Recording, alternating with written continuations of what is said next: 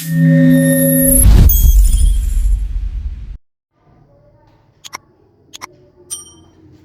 Hello hello, आप सभी बच्चों को अभय सर का नमस्कार। Today is the wonderful section on this physics chapter, the chapter number 1, जो कि क्लास 10th के लिए है। Chapter name is light. Light होती क्या है, क्या लाइट की हेल्प से हम सारे ऑब्जेक्ट देख पाते हैं, या उसमें और भी कोई लॉज होती हैं, कोई कारण होते हैं, उन सभी चीज़ की बेसिक जानकारी आज संस्कार कोचिंग क्लासेस बाय अभय सर ले आया एक wonderful section with content and with notes के साथ। आप सभी बच्चा पार्टी बहुत ही ध्यान से, कंसिस्टेंसी के साथ, with copy, pen and diagrammatic pencils आप सभी लोगों को लेके बैठिए और चलिए चलते इस क्लासेस को बहुत ही ज्यादा धुआंधार क्लासेस लेकर के और इसको फोड़ते हैं। My name is Abhayraj Singh and what is your name? सभी बच्चे बच्चा पार्टी कमेंट में लिखकर बताएंगे। चलिए, आपका ज्यादा समय लेते ना हुए हम इस सेक्शन को बहुत ही ज्यादा बेहतर बनाएंगे, जैसा कि क्लास 10th के लिए है। Physics chapter number 1, light. Light होती क्या है सर? क्या लाइट की हेल्प से हम सारे ऑब्जेक्ट देख पाते हैं? क्या ही मेन होता है? फिर और भी चीजें लॉस होती हैं इनकी। हम इसी सब की बेसिक की जानकारी आज हम इस चैप्टर में बहुत ही ज्यादा मेहनत से क्या करेंगे, पढ़ेंगे। चलिए, today I will start in this best section.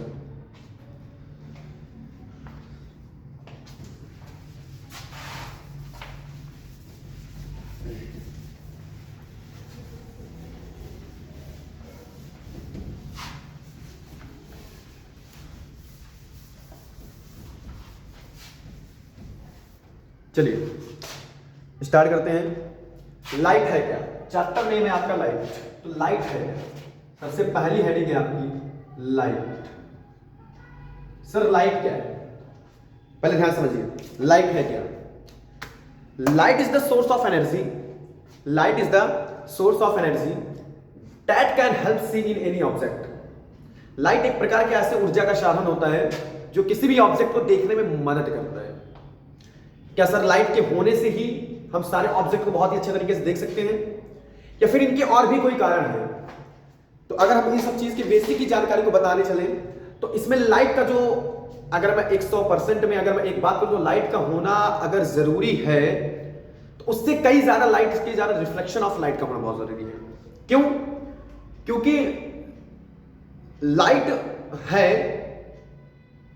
तो उसके साथ साथ रिफ्लेक्शन ऑफ लाइट होना जरूरी है। क्योंकि हमें इमेजेस बनानी है, हमें चीजों को देखना है, और दिखाई वही चीजें देती है जब हमें कोई क्या करती है, लाइट का हमारा रिफ्लेक्शन होता है। तो अगर हम बात करें और आप सभी के ध्यान से नोट्स भी बनाएंगे तो स्टार्ट करते हैं। Light is the source of energy. Light क्या है sir? Light is the source of energy. Light is the source of energy that can help see us any object, see us any object, see us any object। मैंने क्या लिखा? Light. Light है क्या sir? Light एक प्रकाश है। Light क्या था? Light एक प्रकाश है। Light is the source. Source का मतलब स्रोत या फिर साधन। लाइट का मतलब स्रोत या फिर साधन। तो लाइट एक प्रकार का एक ऐसा साधन होता है जो दैट कैन हेल्प, वो सहायता करता है, वो मदद करता है किन चीजों को?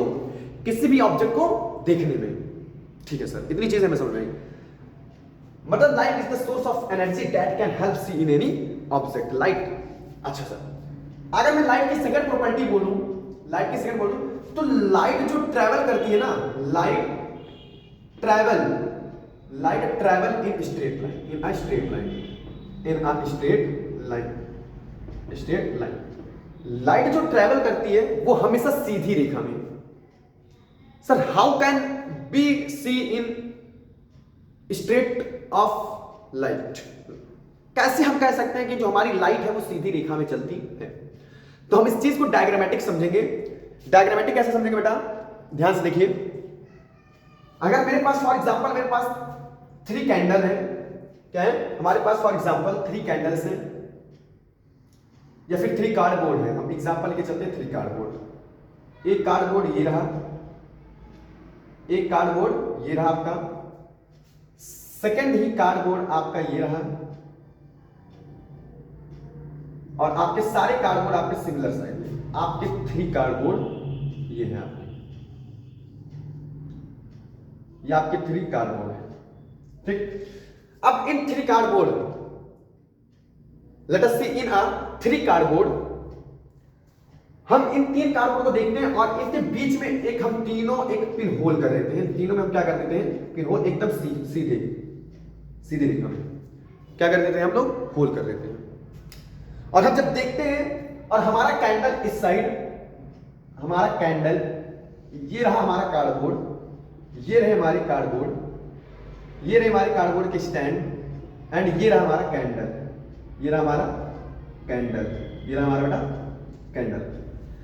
तो लेट अस सी इन अ 3 कार्डबोर्ड, हम लोग 3 कार्डबोर्ड को देख रहे हैं और हम इधर से जब एक सीधी रेखा, हम इधर एक सीधी रेखा देखते हैं तो बेटा इधर हम अपनी जब आंखों से जब हम इस तीनों कार्डबोर्ड की एकदम सीधी रेखा में एकदम होल से देखते हैं बेटा, तो हमें ये कैंडल क्या होता है बेटा, जलता हुआ दिखाई देता है। जो हमारी कैंडल की फ्लेम है वो क्या करती है बेटा, जलती हुई दिखाई देती है। अच्छा, मतलब लाइट जो ट्रेवल करती है वो स्ट्रेट लाइन से, अगर मैंने सपोज किया इस मिडिल कार्डबोर्ड को मैंने हल्का सा पुश करके क्या कर दिया, अपर साइड अबव साइड कर दिया, ऊपर की साइड कर दिया, तो क्या आपको ये कैंडल जलता हुआ दिखाई देगा? इसका आंसर क्या होगा बेटा, नो। क्यों? क्योंकि सर ने बताया कि लाइट जो ट्रेवल करती है वो स्ट्रेट लाइन में ट्रेवल करती है। तो मैंने प्रॉपर्टी लिखी पहले कि light travel in a straight line. आप अगर हल्का सा कार्डबोर्ड को अबव साइड ऊपर की साइड करोगे तो आपका जब होल से होल जब आपस में मीट नहीं होंगे तो आपको कैंडल जलता हुआ नहीं दिखाई देगा। इसलिए हमेशा लाइट जो होती है वो एक स्ट्रेट लाइन में ट्रेवल करती है। और दिस प्रॉपर्टी और इनकी प्रॉपर्टी को जो light travel in straight line, this property, इनकी प्रॉपर्टी को क्या बोलते हैं? This property is known as, इनको क्या बोलोगे? This property is known as rectilinear. क्या बोलोगे बेटा? Rectilinear propagation of light, propagation of light, propagation of light. इनको आप किसके नाम से जानते हो बेटा? Rectilinear propagation of light. तो हमारी जो लाइट ट्रैवल करती है स्ट्रेट लाइन में, उनकी प्रॉपर्टी की, उनके गुणों की विशेषता को बताने वाली चीजें क्या होती है बेटा? उनको क्या बोलते हैं? Rectilinear propagation of light. I hope आप सभी बच्चों को यहां तक समझ में आया होगा। सर एक बार रिवीजन एक 2 मिनट के लिए सुनिए। लाइट क्या बेटा? लाइट एक प्रकाश होता है जो क्या करता है, किसी भी ऑब्जेक्ट को देखने के लिए क्या करता है? हेल्प करता है। लेकिन पहले ही मैंने बता दिया, अगर मैं लाइट की बात करूं तो लाइट जो होती है बेटा वो 30% अगर मुझे देखने में हेल्प करती है तो उससे ज्यादा रिफ्लेक्शन ऑफ लाइट आपको 70% देखने में क्या करती है बेटा? मदद करती है। तो हम कैसे कहें कि सर जो लाइट ट्रैवल करती है वो स्ट्रेट लाइन में ट्रैवल करती है? हमेशा लाइट जो ट्रैवल करती है, लाइट की किरणें जो ट्रैवल करती है हमेशा क्या है, उनकी रेस क्या हमेशा क्या करती है? स्ट्रेट लाइन में ट्रैवल करती है। अच्छा sir, how can be see, how it is possible? Sir कैसे? तो मैंने latest 3 cardboard in uses a black board, हमने ब्लैक बोर्ड पे 3 कार्डबोर्ड का यूज किया और हमने उन तीनों कार्डबोर्ड के बीच में क्या कर दिया? सेम ही लाइन में क्या कर दिया बेटा? उसको पिनहोल कर दिया, मैंने उसमें क्या कर दिया? छेद कर दिया। It is clear? और जब मैंने छेद किया तो मैंने लास्ट वाले कार्डबोर्ड के जस्ट ही बगल मैंने क्या किया? कैंडल एक रखा। और जब मैं क्या करता हूं अपनी आंखों से इस फर्स्ट कार्डबोर्ड से जब उस कैंडल के फ्लेम को देखता हूं तो वो क्या करता है बेटा? जलता हुआ दिखाई देता है। इसका मतलब जो लाइट है अगर सर सीधी रेखा में ट्रैवल कर रही है तभी तो वो मुझे दिखाई दे रहा है। मैं अपने इस फर्स्ट कार्डबोर्ड से इस फ्लेम को देख पा रहा हूं, इसका मतलब लाइट ट्रैवल कर रही है एकदम स्ट्रेट लाइन से। यस सर, एकदम चीजें क्लियर हुई। जो सर लाइट ट्रैवल करती है स्ट्रेट लाइन में, उनकी प्रॉपर्टी को, उनकी गुणों की, उनकी विशेषता को बताने वाले, इनकी विशेषता को बताने वाले क्या बोलते हैं बेटा? उनको क्या बोलते हैं? Rectilinear propagation of light. तो light is a straight line, this property is known as the propagation of the light, rectilinear propagation of the light. I hope आप सभी को बेटा समझ में आया होगा। चलिए नेक्स्ट हेडिंग है सर टाइप्स ऑफ लाइट। क्या बेटा बोलोगे आप? नेक्स्ट हेडिंग है आपका types of light. Types of light, types of light. Sir light कितने टाइप की होती है? सर लाइट कितने टाइप्स की होती है? लाइट के प्रकार, प्रकाश के हमें प्रकार बताना है। अब आपको पता है देयर आर, क्या बोलो बेटा? There are mainly 2 types, mainly 2 types. Two types of light. Light के मुख्य रूप से दो प्रकार होते हैं। कौन कौन से सर? एक होता है बेटा आपका, एक होता है आपका नेचुरल लाइट, एक होता है आपका बेटा नेचुरल लाइट, और दूसरा होता है बेटा आपका आर्टिफिशियल लाइट। दूसरा क्या होता है? Artificial light. ध्यान सुनिएगा आप, अब ध्यान सुनिएगा। जो नेचुरल लाइट, नेचुरल का मतलब ये होता है क्या सर? प्राकृतिक, जो हमारे ब्रह्मांडिक रूप से जो हमारे बस में नहीं है, उनकी खुद का प्रकाश है। नेचुरल का मतलब प्राकृतिक चीजें जो हमारी खुद की बनाई होती है, वो हमारी क्या होती है? ब्रह्मांडिक रूप से बनाई होती है, वो सभी के लिए होती है। मतलब नेचुरल का मतलब होता है प्राकृतिक। ऐसे प्रकाश जो उनके पास अपनी खुद की लाइट है, ऐसे प्रकाश जो उनके पास अपनी खुद की लाइट है। मतलब आप क्या बोल सकते हो? It's on light. क्या बोल सकते हो बेटा? It's on light. इनके पास अपना खुद का प्रकाश है। फॉर एग्जाम्पल, अगर मैं उनकी एग्जाम्पल की बात करूं तो आप सन लिख सकते हो बेटा, और स्टार लिख सकते हो। क्या लिख सकते हो? सन और स्टार। सर आपने मून क्यों नहीं लिखा? सर मून भी तो चलता हुआ दिखाई देता है बेटा। मून जो है ना, वो किसी हमारे सन का रिफ्लेक्शन है। अभी मैं आपको पढ़ाऊंगा। नेक्स्ट हेडिंग आपका रिफ्लेक्शन ऑफ लाइट ही है। नेक्स्ट हेडिंग आपका है रिफ्लेक्शन ऑफ लाइट ही है।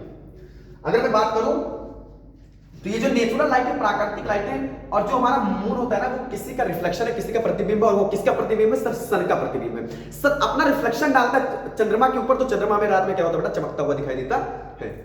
मतलब लाइट, चंद्रमा के पास अपना खुद का प्रकाश नहीं है। नहीं, इसका आंसर क्या होगा? नहीं, चंद्रमा के पास अपना खुद का प्रकाश नहीं है। वो किसका प्रकाश है सर? वो सन का रिफ्लेक्शन होता है। चीजें क्लियर है यहां तक? ठीक है सर।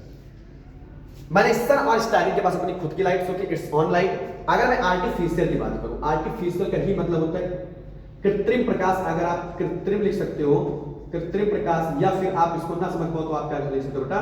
सेकंड, बनावटी। क्या बेटा? बनावटी। जो पहली चीज तो किसके द्वारा? Man made. क्या बोल सकते हो आप? Man made. जो मैन मेड का ही मतलब होता है इट्स किसके द्वारा? इंसानों के द्वारा। जो इंसानों के द्वारा कोई चीज बनाई जाती है बेटा, उसको आर्टिफिशियल बोलते हैं। क्या बोलते हैं बेटा? आर्टिफिशियल का ही मतलब होता है बनावटी, जो इंसानों द्वारा बनाई गई हो, जो इंसानों द्वारा संरचना की गई हो जिसका। तो अगर मैं बात करूं तो it's can not be on light, can not be on light. इनके पास अपना खुद का प्रकाश नहीं है। एग्जाम्पल में आप लिख सकते हो इलेक्ट्रिक बल्ब। क्या लिख सकते हो बेटा? इलेक्ट्रिक बल्ब, या फिर एलईडी आपके घरों में पीटीसी। बहुत सारे आपके ऐसे ऐसे इलेक्ट्रिक इक्विपमेंट इंसानों द्वारा बनाए गए हैं, जो हमारे क्या होते हैं? आर्टिफिशियल में आते हैं। आई होप यहां तक सभी बच्चों को क्लियर होगा। लाइट क्या है sir? Light is the source of energy that can help us in any object. Light एक ऐसा सोर्स ऑफ ऊर्जा का साधन होता है जो क्या करता है? किसी भी ऑब्जेक्ट को देखने में हेल्प करता है, मदद करता है। लेकिन हमने बताया लाइट का होना अगर जरूरी है तो उससे कई गुना, कई ज्यादा जरूरी होता है रिफ्लेक्शन ऑफ लाइट। ठीक है सर। सर आपने सेकंड चीजें लिखवाई, लाइट की सेकंड प्रॉपर्टी में लिखवाई कि लाइट ट्रैवल जो करती है, जो चलती है, उनकी गति जो होती है वो हमेशा स्ट्रेट लाइन में चलती है। वो कैसे? आप हाउ कैन वी सी? तो मैंने आपको दिखाया कैसे बेटा? दिखाया मैंने let us 3 cardboard use in board में हमने 3 आपको क्या कार्डबोर्ड यूज करते हुए, उन तीनों कार्डबोर्ड में आपको मैंने एक ही रेखा में क्या कर दिया? तीनों पिन होल कर दिया, छेद कर दिया, और जस्ट लास्ट वाले फ्लेम के कुछ दूरी पे हमने क्या रखा है? कैंडल रखा है। 10 लाख वाले कार्डबोर्ड के थोड़ा दूर पे हमने रखा है क्या? कैंडल रखा है। जब मैं फर्स्ट कार्डबोर्ड से अपनी आंखों से क्या करता हूं? उस छेद से देखता हूं तो देखता हूं मेरा कैंडल जलता हुआ दिखाई दे। इसका मतलब लाइट ट्रैवल करती है तभी तो वो स्ट्रेट लाइन में गई है।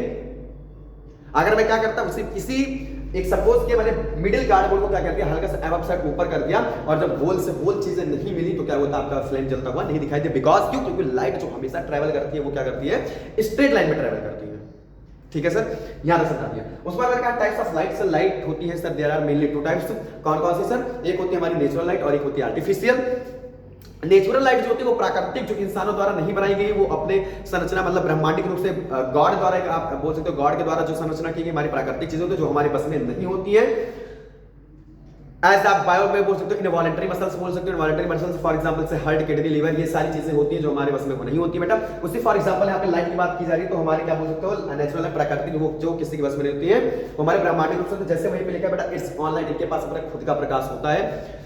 जैसे फॉर एग्जांपल हमने लिखा सन और स्टार लिखा। मून, आपका मून के पास लाइट रात में चमकता है। फॉर एग्जांपल आप are you always right, but वो हमेशा किसी का रिफ्लेक्शन है, किसी का प्रतिबिंब है। वो किसका प्रतिबिंब है? आप सन का बोल सकते हो। उसके पास, सन के पास अपनी खुद की लाइट नहीं है, वो हमेशा बेटा क्या सन की वजह से क्या करता है? उसका सन के रिफ्लेक्शन की वजह से क्या करता है? वो चमकता है। फिर आपको मैंने बताया आर्टिफिशियल का मतलब होता है सर बनावटी या कृत्रिम बोल सकते हो, जो इंसानों द्वारा बनाई गई हो, मैन-मेड जो इंसानों द्वारा बनाई गई हो। फॉर एग्जांपल जैसे हमारे मैकेनिक्स में होते हैं, तो क्या क्या it's can not be online, इनके पास अपना खुद का लाइट नहीं होता है बेटा। जैसे फॉर एग्जांपल इलेक्ट्रिक बल्ब और एलईडी जो क्या कौन बनाया है, इंसानों द्वारा बनाया गया है, उनको क्या बोलते हैं, आर्टिफिशियल ऑफ लाइट। क्लियर, यहां तक कर रहा हूं। चलिए नेक्स्ट हेडिंग है आपका, बताते हैं इसको। नेक्स्ट हेडिंग है आपकी रिफ्लेक्शन ऑफ लाइट। क्या बोलोगे, reflection of light. Next heading है आपका रिफ्लेक्शन ऑफ लाइट।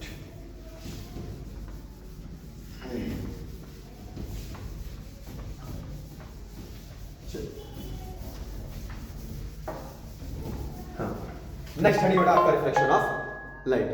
ध्यान सुनिए, चलिए स्टार्ट करते हैं। नेक्स्ट हेडिंग आपका reflection of light. Reflection of light, reflection of light, reflection of. अब चलिए रिफ्लेक्शन ऑफ लाइट होती क्या है। मैंने बोला रिफ्लेक्शन वाला मैंने पहले बताया प्रतिबिंब। लाइट का होना जरूरी है, बट उससे कई गुना ज्यादा क्या होता है सर, रिफ्लेक्शन जरूरी है। अच्छा, मतलब रिफ्लेक्शन का मतलब प्रतिबिंब, प्रकाश का प्रतिबिंब। The bouncing back of light that can strike in any surface. मैंने क्या बोला, the bouncing back of light that can strike in any surface. कोई लाइट आई और किसी सरफेस पे टकराने के बाद वो वापस गई। कोई लाइट आई और ये रहा कोई सरफेस, कोई लाइट आई और यहां से टकराने के बाद वो क्या करते हैं, उसी एंगल से वापस चली गई। इसी को तो बोलते हैं क्या सर, रिफ्लेक्शन ऑफ लाइट। क्या बोलते हैं, रिफ्लेक्शन ऑफ लाइट। चलिए आप लिख लीजिए, the bouncing back of light. क्या लिखूंगा बेटा, the bouncing back of light, the bouncing back of light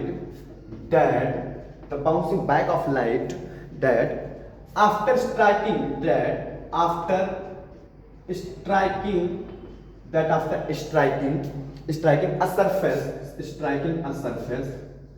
arced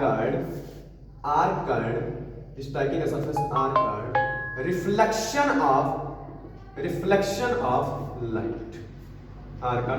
मैंने क्या लिखा, ध्यान से समझिए, हमने क्या लिखा कि the bouncing back of light that after striking a surface. जब कोई लाइट आई, मैंने बोला when a coming rays from sun, जब कोई सन से कोई रेज आती है, दैट स्ट्राइकिंग मतलब गिरना, पड़ना, टकराना। क्या बोल सकते हो इसको, गिरना या फिर टकराना, कुछ भी ले सकते हो।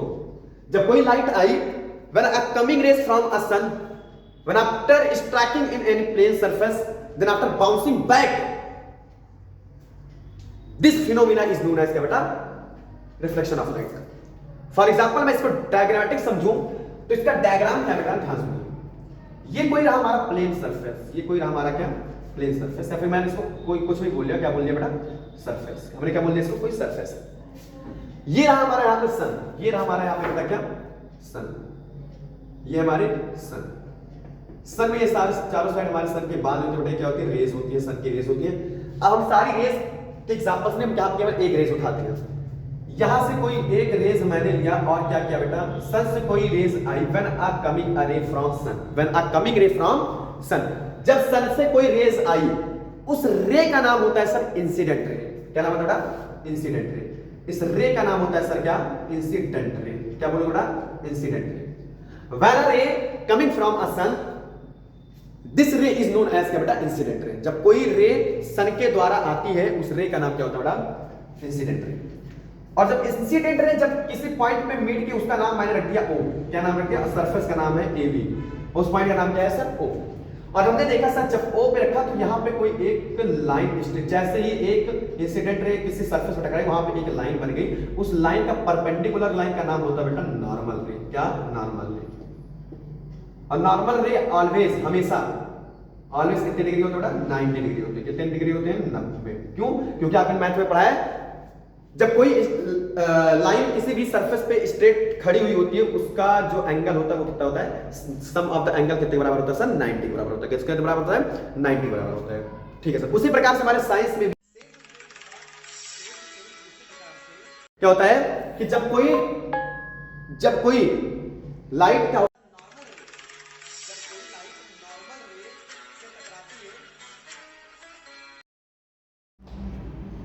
चलिए बेटा, सॉरी बेटा, चलिए हाँ ध्यान रखते। तो हम रिफ्लेक्शन ऑफ लाइट पढ़ रहे थे, क्या पढ़ रहे थे? Reflection of light. क्या मैंने बताया? हाँ, तो जब कोई reflection of light, bouncing back of light that after striking a surface are called reflection of light. जब कोई रे हमारे सन से, जब कोई रे हमारी सन से आती है, हमारी कोई रे क्या करती है बेटा? सन से आती, whenever coming from a sun that striking in any surface. जब कोई सन हमारे सन से जब कोई रे आई और किसी सरफेस पे क्या करी बेटा? गिरी, टकराई, उस पे एक रे बन जाता है, एक परपेंडिकुलर लाइन ड्रॉ हो जाती है। उस ड्रॉ लाइन का नाम क्या बेटा? नॉर्मल रे, और मैथमेटिक्स में उसका नाम क्या होता है बेटा? परपेंडिकुलर रे। It is clear? और व्हेनेवर, तुरंत ही वहां पे एक एंगल बन जाता है। आपका पता होगा मैथ में ये एंगल बनता है, एक स्ट्रेट लाइन और एक यहाँ पे ऐसा एंगल बना होता है, उसके बीच का एंगल क्या बना होता है बेटा? उस एंगल को बोलते हैं बेटा एंगल आई, स्मॉल एंगल आई। क्या बोलते बेटा? एंगल आई। उसको हम स्मॉल आई से डिनोट करते हैं, एंगल आई के नाम से डिनोट करते हैं। अभी बताती है क्या? और मैंने बताया जब कोई रे आई और उसी एंगल से क्या करेंगे? बाउंसिंग बैक, एक वर्ड लिखा था बाउंसिंग बैक, मतलब वो दोबारा से उसी पथ पर क्या कर जाएगी बेटा? वापस चला जाएगी। उस रे का नाम है बेटा रिफ्लेक्टेड रे। क्या नाम है बेटा? Reflected ray. क्या नाम है बेटा? Reflected ray. रिफ्लेक्टेड रे। और रिफ्लेक्टेड रे के बीच में भी एक एंगल बना रहा है, उस एंगल का बताता है स्मॉल आर। किसके नाम से डिनोट करते हैं हम? Small R. किसके नाम से डिनोट करते हैं? Small R. अब चलिए, अब जब कोई रे हमारे सन से आई, जब कोई रे हमारे सन से आई, when a ray coming from a sun that after striking in any surface, whenever they're bouncing back of the light, this phenomena is known as the reflection of light. क्या यहां तक समझ में आया? अब इनकी लॉज, अब इनके कुछ लॉ होते हैं, इनके कुछ क्या होते हैं? लॉ होते हैं, law of reflection, laws of reflection. क्या बोलो बड़ा?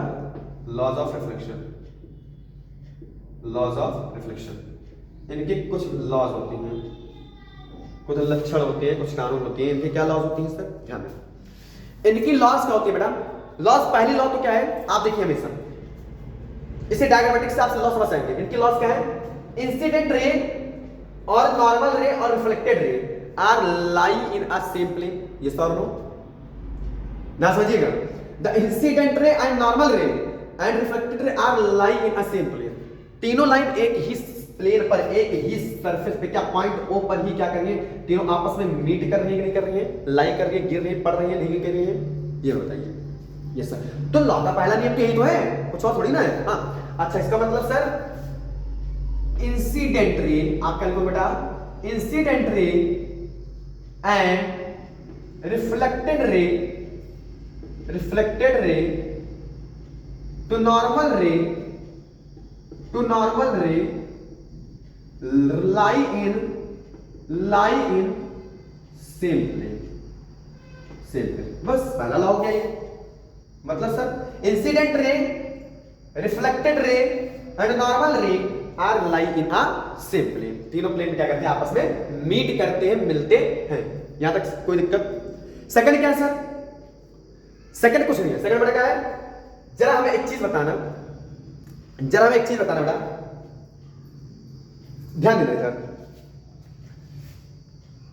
सेकंड जो लॉ है, हमेशा बेटा, हमेशा एंगल ऑफ इंसिडेंस, अभी बता ये चीज कहां से लिखा बेटा? Angle of incident and angle of incidence are equal to angle of reflection, angle of reflection, angle of reflection, angle of reflection. ये वर्ड कहां से लिखा सर? बता। एंगल ऑफ इंसिडेंस बेटा, जो ये आपका सन से जो रे आई, अगर मैं इसका एक नाम दे दूं, इसका नाम दे दूं ए बी हो गया, यहाँ पे बेटा सी लिख दूं, यहाँ पे लिख दूं डी, यहाँ पे लिख दूं ई। जरा देखिए सी ओ डी, ना देखिए एंगल सी ओ डी के बीच में जो एंगल बन रहा है उसका एंगल क्या होगा बेटा? एंगल आई। क्या होगा बेटा? एंगल आई। क्या होगा बेटा? एंगल आई बराबर, एंगल आई बराबर क्या बेटा? एंगल ODE, ODE, ODE के बीच में भी एंगल बन रहा है, उसका नाम क्या बेटा? Angle R. तो क्या बोला? एंगल ऑफ इंसिडेंस बराबर angle I and angle R से मैंने डिनोट किया था। यही दोनों हमारी क्या होती है बेटा? लॉज ऑफ रिफ्लेक्शन होती है। क्या समझ में आया? समझ में आया? समझ में? तो angle of incident ray and angle of reflection, दोनों के बीच का जो एंगल होता है वो हमेशा क्या होता है बेटा, सेम होता है, सिमिलर होता है। अगर मैंने सपोज किया, मैंने यहां पर लिखा सपोज किया कि एंगल आई बराबर 30 डिग्री है, तो क्या आप एंगल आर बता सकते हो? तो एंगल आर भी क्या होगा सर, 30 होगा। क्या होगा? 30। अगर सपोज एंगल आई 30 दिया तो एंगल आर भी क्या होगा, 30। पहला। सेकंड, अगर मैंने एंगल आर 40 दिया तो एंगल आई अगर पूछेगा तो क्या 40 बता दोगे, नहीं बता दोगे? हमेशा दोनों एक दूसरे के क्या होते हैं बेटा, सिमिलर होते हैं, बराबर होते हैं। याद रखिए बच्चों, बढ़ाओ बताइए, फटाफट नोट करो, फटाफट नोट करिए, नोट करो बेटा।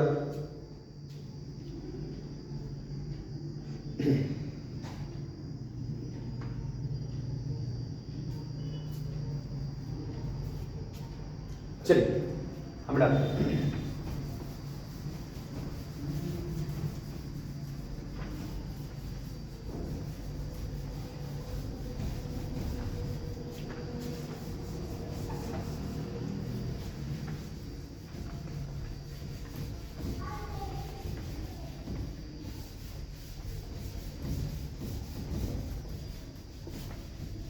चलिए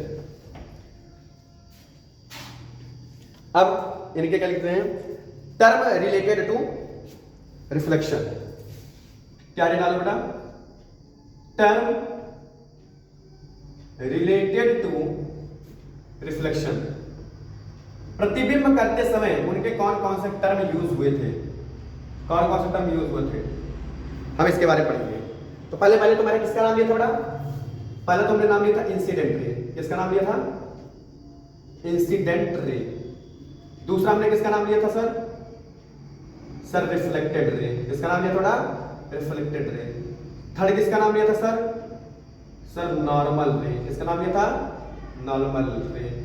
सर फोर किसका नाम लिया था सर, एंगल ऑफ इंसिडेंस। क्या किसका लिया था, angle of incidence. And five किसका नाम लिया था sir, angle of reflection, angle of reflection. हमने इन 5 चीजों का नाम लिखा था किसमें, जब अभी हमने आपको डायग्राम बनवाया तो हमने इन 5 चीजों का नाम लिखा था। चलिए, तो इंसिडेंट रे क्या था बेटा, रे, इंसिडेंट रे क्या था, रे फॉलिंग इन मिरर, रे फॉलिंग इन मिरर। क्या बोल सकते हो, या सरफेस, रे फॉलिंग इन सरफेस। किसी भी सरफेस पे, किसी भी सतह पे क्या किया था, ये रे फॉलिंग की थी, गिरी हुई थी। क्लियर है? और रिफ्लेक्टेड रे कमिंग, जो रे आई थी कमिंग होकर के, इंसिडेंट रे जो आई थी वो क्या करती है, उसको क्या करती है बेटा, बैक कर देती है। क्या करती है, पीछे को और भाग जाती है। मैंने आपको बताया था ये रे आई और ये क्या कर गई, बैक चली गई। इसी का नाम तो बताया था reflected ray. It is clear और नॉट? ठीक है सर। फिर मैंने बताया नॉर्मल रे, परपेंडिकुलर। नॉर्मल रे क्या था सर, परपेंडिकुलर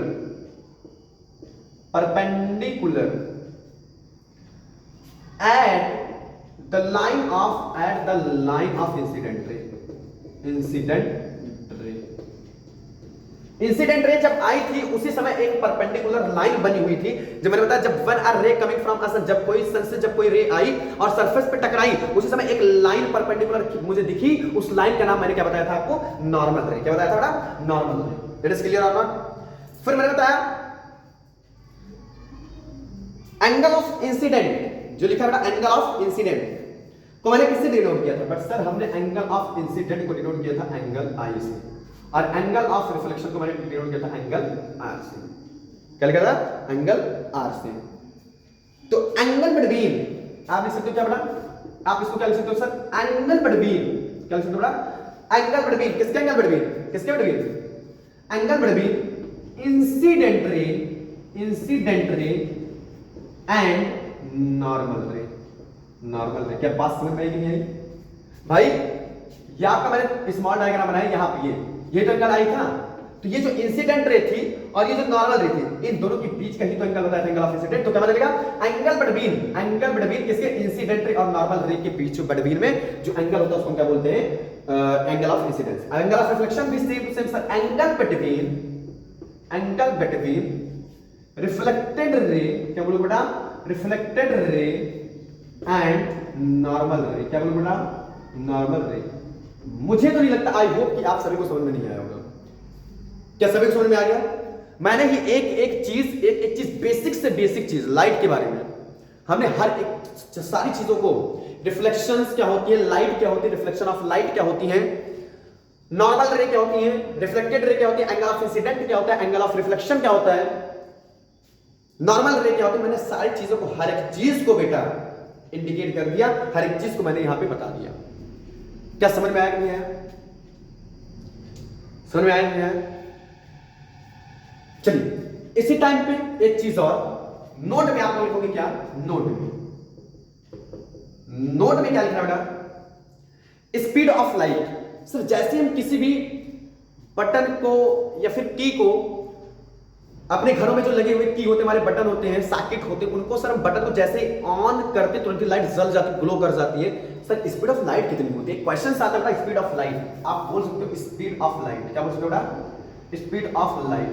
और चाहे बेटा स्पीड ऑफ लाइट बोलूं या फिर चाहे speed of light in vacuum बोलूं, speed of light in vacuum या फिर स्पीड ऑफ लाइट नॉर्मल, उन दोनों की वैल्यू होती है सर क्या? 3 इंटू 10 की पावर 8 मीटर पर सेकेंड। क्या बोलोगे? 3 इंटू 10 की पावर 8 मीटर पर सेकेंड। अगर इसको मैं ओपनली करूं 10 की पावर 8 को, तो आप क्या लिख सकते हो? 1 2 10 की पावर 8 मतलब 8 0 2 3 4 5 6 7 और 8 1 2 3 4 5 6 7 8। ठीक है बेटा? तो आप इसको बोल सकते हो बेटा, अगर मैं इसको नंबर नेम में लिखूं तो नंबर नेम इसका होगा बेटा 300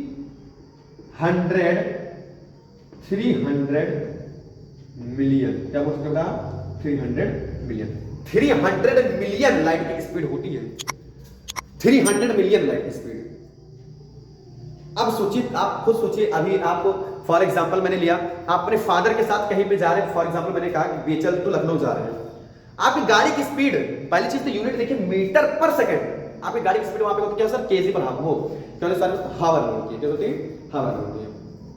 आपके जो 4 व्हीलर की स्पीड या फिर गाड़ी की स्पीड आप चलते हो तो क्या होती है बेटा? किलोमीटर पर हावर होती नहीं होती है सर? किलोमीटर पर हावर की स्पीड जब आप चलते हो ना, तो जब आपकी गाड़ी 120 के ही स्पीड में 150 मतलब रनआउट, आप अगर मैं बात करूं रनआउट, अगर आप 100 ओवर लेके गए गाड़ी को, तो पिताजी क्या करते हैं? पीछे से 2-3 थप्पड़ मारते हैं। लगाते नहीं लगाते? उसका मेन रीजन क्या होता है बेटा? क्यों? क्योंकि जब 120 की स्पीड में आपके पिताजी आपको पीछे से स्टिमुलस देना स्टार्ट कर देते हैं, तो आप लाइट की स्पीड देखो, तो आप खुद एज्यूम करिए, खुद आप सोचिए कि मैं बटन ऑन करूंगा तो लाइट क्या आपको चीजें जलती हुई दिखाई देंगी? नहीं दिखाई देंगी। क्यों? क्योंकि लाइट, और जब जितनी तेज लाइट की स्पीड उतनी ज्यादा लाइट का रिफ्लेक्शन भी बहुत तेज होता है। इट इज क्लियर और नॉट? तो लाइट की स्पीड इन वैक्यूम में बोलिए, फिर लाइट की स्पीड नॉर्मल बोलूं तो उनकी स्पीड क्या होती है? 300 मिलियन, मतलब 3 इंटू 10 मीटर पर सेकेंड। आई होप, मुझे लगता है ये कंटेंट आपको सब कुछ अच्छे तरीके से समझ में आ गया होगा। Any doubt? कोई दिक्कत तो नहीं होनी चाहिए।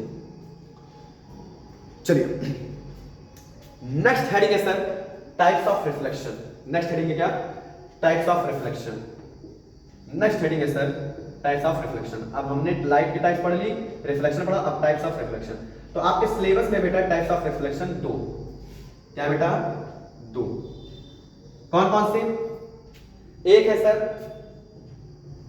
रेगुलर रिफ्लेक्शन और एक है बेटा इरेगुलर। क्या बोलोगे? Irregular reflection. क्या बोलोगे? इरेगुलर रिफ्लेक्शन, इरेगुलर सरफेस या फिर इरेगुलर रिफ्लेक्शन। चलिए ये होती क्या है सर? अगर मैं बोलूं इसको, रेगुलर क्या होती है? रेगुलर का मतलब होता है सर एकदम प्लेन। अगर रेगुलर को मैं एक वर्ड में और बोलूं ना तो प्लेन बोल सकता हूं। क्या बोल सकता हूं? प्लेन। और इरेगुलर को मैं बोलूं तो रफ भी बोल सकता हूं। क्या बोल सकता हूं? Rough surface. क्या बोल सकता हूं? रफ सरफेस, मतलब उबड़ खाबड़। क्या? उबड़ खाबड़। तो जैसे हमारी क्या वेव होती है, वो वेव भी हमारी क्या ऐसी होती है बेटा? वेव हमारी कैसी होती है बेटा? इरेगुलर होती है। क्या होती है बेटा? इरेगुलर होती है। It is clear? तो जो हमारी प्लेन होती है एकदम समतल, प्लेन का मतलब होता है समतल, उसी प्रकार से हमारी रेगुलर सरफेस भी होती है। तो अगर मैं बोलूं अकर, क्या बोल सकते हो इसको? Occur on smooth surface. Occur on smooth surface, इनका सरफेस कैसा होता है बेटा? चिकना होता है। स्मूथ मतलब चिकना, इनकी जो सतह होती है वो कैसी बेटा? चिकनी होती है। क्लियर है? और इनकी अकर्स ऑन रफ सरफेस, इनको क्या बोलूं बेटा? Occurs on rough surface, occurs on rough surface. Occurs on rough surface. क्या चीजें यहां तक क्लियर है? मैं इसका डायग्राम बनाऊं तो ये रहा आपका प्लेन सरफेस, ये प्लेन सरफेस से इंसिडेंट है, ये रिफ्लेक्ट हो गई। चाहे जितनी बार आप करोगे उतनी बार ये क्या होंगी, रेगुलर रिफ्लेक्शन करती हुई चली जाएंगी, या कहोगे रेगुलर रिफ्लेक्शन, बट हमारा इरेगुलर में क्या होता है बेटा, ऐसा सरफेस होता है। कैसा होता है? ये एक वेव के जैसा जो आएगा, पता नहीं कहां से निकले, यहां से निकले कि यहां पड़े यहां जाए, कि यहां से निकले यहां जाए, यहां से निकले यहां जाए। तो इसका इरेगुलर रिफ्लेक्शन मतलब अगर मैं बात बोलूं तो इरेगुलर में एंगल आई बराबर एंगल आर होगा, लेकिन इरेगुलर में angle I is not equal to angle R. ये आप हमेशा रखोगे। रेगुलर सरफेस में एंगल आई बराबर एंगल आर, क्यों? क्योंकि जितने डिग्री से आएगा उतने में क्या करेगी, रिफ्लेक्ट बैक करेगी। मैंने आपको अच्छे तरीके से रिफ्लेक्शन का लॉ, सेकंड लॉ पढ़ाया है, एंगल आई बराबर एंगल आर, मतलब angle of incidence are equal to angle of reflection. But हमारे इरेगुलर सरफेस में क्यों बेटा, क्योंकि ओवर खाबर होता है, सरफेस ही हमारा कैसा होता है बेटा, वेव की तरीके से होता है, ओवर खाबर होता है। और लाइट कहां पे पड़े, नीचे रफ साइड, ट्रफ साइड पड़े कि क्रस्ट साइड पड़े, इसमें क्रस्ट ट्रफ होता है बेटा। तो जो क्रस्ट साइड पड़े, ट्रफ साइड पड़े, वेव हमारी कैसे चलती है, ट्रफ और क्रस्ट कैसे चलती है, ट्रफ और क्रस्ट के पढ़ाएंगे हम आपको, वेव ऑसिलेशन में पढ़ाएंगे, ट्रफ और क्रस्ट में पढ़ाएंगे बाद में। तो जो हमारी ये ट्रफ और क्रस्ट में पता नहीं ट्रफ साइड पड़े, क्रस्ट साइड पड़े, तो वैसा ही रिफ्लेक्शन होता है आपका। इसलिए क्या होता है बेटा, angle I is not to angle R होता है, is not equal to angle R, इसमें angle I are equal to angle R. I hope बहुत ही ज्यादा बेस्ट कंटेंट के साथ और हमने आज अच्छी चीजों को क्या कर दिया, यहाँ पे पढ़ा दिया। ठीक है, चलिए इसको नोट डाउन करो बेटा। नेक्स्ट हेडिंग है आपका साइन कन्वेंशन ऑफ मिरर। क्या बोलो बेटा, साइन कन्वेंशन ऑफ मिरर। फटाफट नोट करिए, फटाफट। Sign convention of mirror.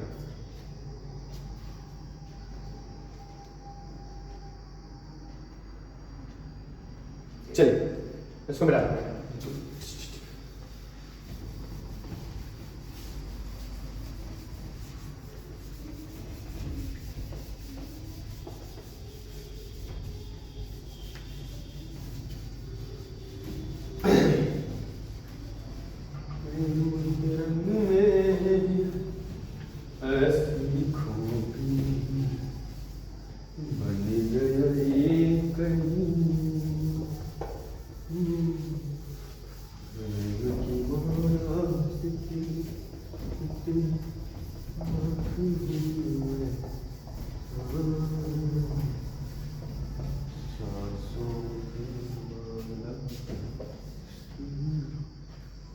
चलिए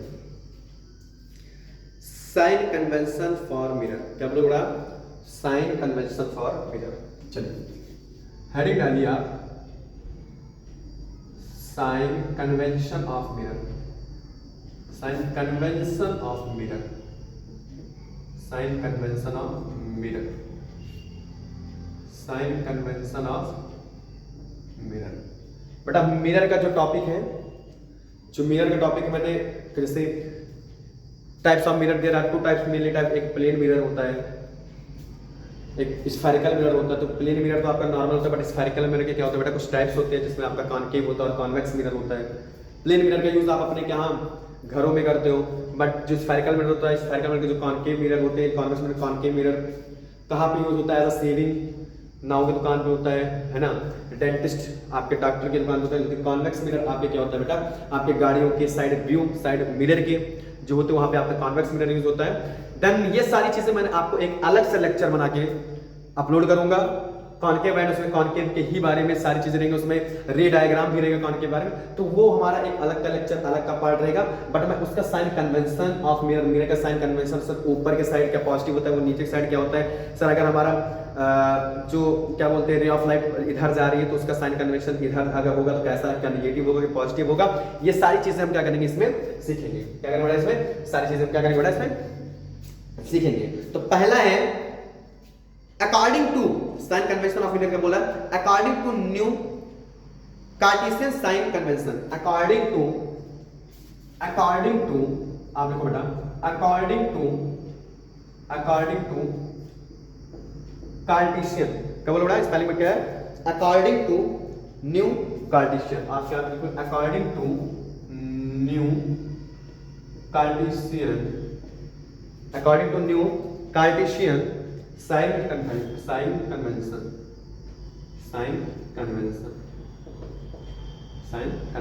चलिए according to sign new Cartesian, Cartesian के अनुसार हम एक नए तरीके से क्या करते हैं, साइन कन्वेंशन क्या करके रीड आउट करेंगे, पढ़े ये।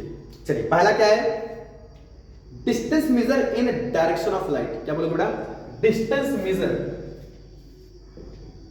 डिस्टेंस मेजर्ड इन, सभी नोट्स को बड़ा, distance measured in direction of light, in direction of light, direction of light, direction of. बेटा नोट्स आप प्रॉपरली इसीलिए मैं लिखवा दे रहा हूं, मुझे थोड़ी सी मेहनत करना पड़ जाए with the help of NCERT book या फिर नोट करना पड़ जाए तो, लेकिन ये आपको मैं आपको प्रॉपरली नोट्स क्या करना है उस तरीके से इसी संस्कार कोचिंग क्लासेस पर आपको प्रॉपरली नोट्स लिखा है, आप इसको क्या कर लीजिए, नोट कर लीजिएगा। तो क्या लिखा है बेटा, distance measured in direction of light हमेशा क्या होता है, पॉजिटिव होता है। क्या होता है बेटा, पॉजिटिव होता है। क्या होता है, positive. Distance measured in direction of light, जिस साइड आपका डिस्टेंस और डायरेक्शन ऑफ लाइट भी अगर सेम साइड होगा उसका क्या बोलते हैं बेटा, पॉजिटिव। मतलब ये आपका रहता है, अगर इस साइड रहेगा तो आपका क्या बनेगा, पॉजिटिव। क्या रहेगा बेटा, पॉजिटिव। हमेशा ऐसे साइड क्या रहेगा, क्या रहेगा, पॉजिटिव। अगर लाइट हमारी ट्रेवल करती है स्ट्रेट लाइन में इस रेखा में, उसी साइड हमारा डिस्टेंस भी है तो वो आपका क्या होगा बेटा, पॉजिटिव होगा। क्या होगा, positive. Distance, distance, distance opposite to light, distance opposite to light, opposite to light. अब ध्यान दीजिए, डिस्टेंस अपोजिट टू लाइट। अब हमारा डिस्टेंस ये है, लाइट की स्पीड इधर है, डिस्टेंस की ये है, डिस्टेंस की रेखा ये है और लाइट की रेखा ये है, तो हमेशा वहां पे आपका क्या होगा बेटा, निगेटिव होगा। क्या होगा बेटा, निगेटिव होगा। क्या होगा, निगेटिव होगा। इधर ही आपका डिस्टेंस भी था अगली बार और इधर ही आपका लाइट की स्पीड भी थी। इस लाइट की भी डायरेक्शन और डिस्टेंस की डायरेक्शन सिमिलर थी। जब ध्यान दीजिएगा, जब लाइट की डायरेक्शन सेम और डिस्टेंस की डायरेक्शन सेम, जब डिस्टेंस और लाइट सेम, डिस्टेंस और लाइट सेम और डिस्टेंस और लाइट सेम, इसका मतलब क्या सर, आपका साइन कन्वेंशन क्या होगा, पॉजिटिव। और जब इधर देखिए, जब इधर देखिए, जब डिस्टेंस इधर और लाइट इधर, डिस्टेंस इधर और लाइट इधर, डिस्टेंस इधर तो और लाइट इधर, तो इसका मतलब ध्यान देना पड़ेगा, वहां पे साइन कन्वेंशन क्या होगा, नेगेटिव। क्या अच्छे तरीके से याद हो गया, अच्छे तरीके से याद हो गया। तो जब डिस्टेंस और लाइट की रेखा दोनों सिमिलर, सेम साइड, तो हमेशा उसका साइन कन्वेंशन हमेशा पॉजिटिव आएगा। जब एक दूसरे के विपरीत होंगे, जब आपका डिस्टेंस इधर और लाइट का डायरेक्शन इधर, तो हमेशा आपका साइन कन्वेंशन क्या होगा बेटा, क्या होगा, कमेंट में लिख के बताओगे, नेगेटिव होगा। क्या होगा बेटा, नेगेटिव होगा। कैसा लगा, समझ में आया? चलिए अब हम थर्ड बताते हैं, हाइट अबव प्रिंसिपल एक्सिस। क्या बेटा, height above principal axis, height above principal axis, height above principal axis हमेशा क्या होगा, पॉजिटिव होगा। क्या होगा बेटा, पॉजिटिव होगा। और height below principal axis, height below principal axis हमेशा क्या होगा बेटा, नेगेटिव होगा। बस यही चार कन्वेंशन पढ़ना है। मतलब इधर ये रहा कोई आपका मिरर, ये रहा कोई आपका, एक मैं डायग्राम से बता दे रहा हूं, यहाँ पर रहा कोई मिरर, ये रहा आपका कोई पॉलिश सरफेस। क्या रहा बेटा, पॉलिश सरफेस। ध्यान सुनिए, ये रही आपकी प्रिंसिपल एक्सिस, ये जो आपकी लॉन्गेस्ट लाइन होती है इसको क्या बोलते हैं बेटा, प्रिंसिपल एक्सिस। क्या बोलते हैं बेटा, प्रिंसिपल एक्सिस। क्या बोलते हैं बेटा, प्रिंसिपल एक्सिस। ध्यान सुनिए, ये आप क्या बोलते हैं इसको, प्रिंसिपल एक्सिस। जो लॉन्गेस्ट लाइन होती है और मीट करती है, और यहाँ पे होता है आपका पोल, पी होता है, यहाँ पोल होता है, यहाँ पे आपका एफ होता है और यहाँ पे आपका सी होता है, सेंटर ऑफ कर्वेचर होता है। इनके दोनों के बीच की जो डिस्टेंस होती है वो डी होती है, डी होती है।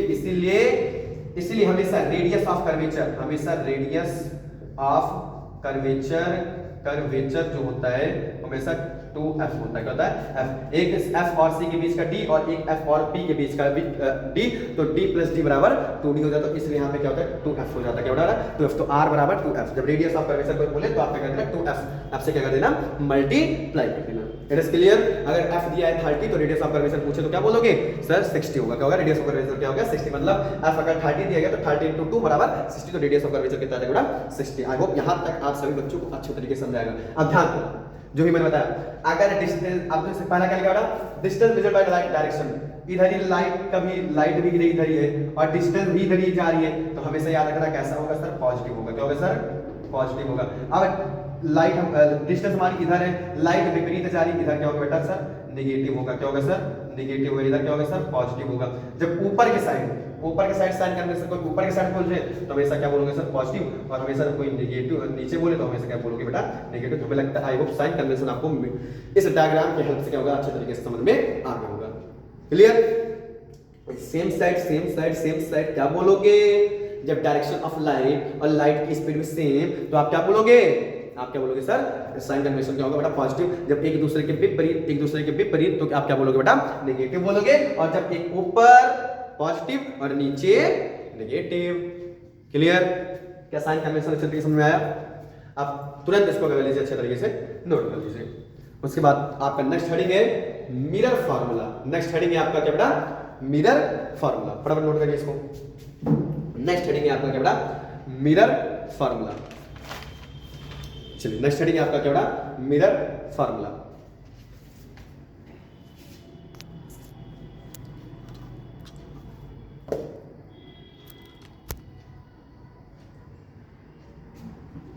चलिए मिटा दें इसे।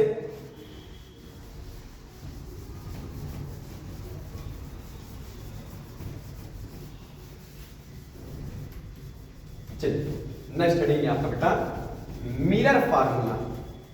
आप लोग परेशान होते हैं सर ये हमें आपने कॉन्केव और कॉन्वेक्स के बारे में मिरर के बारे में पढ़ा बेटा, हमने एक उसका अलग से लेक्चर डाला, आपको उसका अलग सा ही फील आएगा। साथ में मर्ज कर दिया तो दिक्कत हो जाती है, इसलिए मैंने इसको एक जगह पे रख दिया। मिरर के जितने भी कंपोनेंट है वो यहाँ पे पढ़ लीजिएगा, और कॉन्केव और रे डायग्राम वो सारी चीजें आपको मैंने वहां पे पढ़ाया है। बिल्कुल एक चीज एक कंटेंट बिल्कुल मैंने छोड़ा नहीं, उसके लिए आप बिल्कुल निरते रहिए। बोर्ड एग्जाम के लिए बहुत ही बेस्ट प्रिपरेशन है, बहुत ही ज्यादा बेस्ट कंटेंट है, नोट्स है। आप अच्छे तरीके से इसको देखिए, एक चीज देखिए, कुछ मिसयूज मत करिए, आपका हमेशा क्या होगा कल्याण हो जाएगा। क्लियर है। चलिए नेक्स्ट हेडिंग है आपका सर मिरर फार्मूला। क्या बेटा मिरर फार्मूला। मिरर फार्मूला क्या है सर। मिरर फार्मूला कुछ और नहीं बेटा 1/f बराबर 1/f बराबर 1/v minus 1/u plus 1/u। क्या बोलो बेटा 1/f बराबर 1/v प्लस 1/u। ये हमारे होते मिरर फार्मूला। अब ध्यान सुनिए सर f क्या है वेयर। क्या लिखा यहां पे बेटा वेयर f बराबर वेयर f बराबर वेयर बेटा f बराबर वेयर f बराबर। चलो हाँ हम ये बात कर रहे थे कि मिरर फार्मूला क्या होता है सर। मिरर फार्मूला 1/f बराबर 1/v प्लस 1/u 1/f बराबर 1/v प्लस 1/u होते क्या sir. Where f is a focal length, v is a image distance and u is a object distance। क्या u is a object distance। अगर मैं बात करूं तो सर इनका यूजेस क्या है। सर इनका यूजेस क्या है कि अगर हमारा फोकल लेंथ निकालना है, अगर आपको इमेजेस डिस्टेंस और ऑब्जेक्ट डिस्टेंस किसी भी मिरर के ऑब्जेक्ट डिस्टेंस दे दिया गया और क्या बोलते हैं इमेजेस डिस्टेंस दी गई है, तो आप फोकल लेंथ कैसे निकालोगे। तो बेटा फोकल लेंथ निकालने के लिए 1/f बराबर 1/v plus 1/u। Suppose that मैं अगर एक क्वेश्चन करवाऊं तो आप बहुत ही नॉर्मल से कर सकते हो बेटा। सपोज एक नॉर्मल क्वेश्चन है, जैसे आपको दिया गया है u एंड v। अगर u दिया है 40 एंड v दिया गया है आपको 80, तो फोकल लेंथ फाइंड करना है तो आप क्या करते हैं तो 1/f बराबर 1/v प्लस 1/u। तो 1/f बराबर 1/v कितना बेटा 80 कितना है 1/80 प्लस 1/u कितना सर 40। आप क्रॉस मल्टीप्लाई कर लोगे नहीं कर लोगे भाई, क्रॉस मल्टीप्लाई कर लोगे 40 प्लस 80 प्लस 80 इंटू 40। क्लियर है 8 चौक 32। अब 8 40 120 हो गया, कितना हो गया 120 8 चौक 32 कितना आएगा 3200 भाई 80 इंटू 40 कितना आएगा 0 0 800 32 हाँ कितना आएगा बेटा 3200। क्लियर है। अब एक जीरो से एक जीरो काट दो। अब 2 6 12 2 1 2 2 6 12 2 6 12 2 0 0 160 2 3 6 इसको और काटो 2 8 60 0 कर दो। ठीक है तो आपका कितना है बेटा 3/80। तो 1/f बराबर कितना है बेटा 3/80। कर लोगे नहीं कर लोगे कर लोगे। इसको भी क्रॉस मल्टीप्लाई करना है, केवल फोकल लेंथ निकालना है तो आप इसको भी क्या कर दो 80 1 80 तो 3f बराबर 80। तो f बराबर क्या आएगा बेटा 80/3। यही आंसर हो गया। f बराबर क्या आएगा 80/3 आंसर। कर लोगे नहीं कर लोगे। ये ऐसे आपको सवाल नॉर्मल सवाल बेसिक सवाल क्या करते हैं ऐसे फोकल लेंथ के निकाले जाते हैं। कभी कभी फोकल लेंथ दे दिया जाता है v पूछा जाता है, इमेजेस डिस्टेंस पूछी जाती है। कभी कभी इमेजेस डिस्टेंस देकर के ऑब्जेक्ट डिस्टेंस पूछ लेता है, फोकल लेंथ दे देता है, और कभी कभी दोनों दिया रहता है, आपका फोकल लेंथ पूछता है। तो आप तीनों तरीके से आपको क्या कर सकते हो, ऐसे सवाल सॉल्व कर सकते हो। It is clear not? एक मिनट बेटा, आप लोग भी थोड़ा सा पानी पी लीजिए, पानी पी क्या है।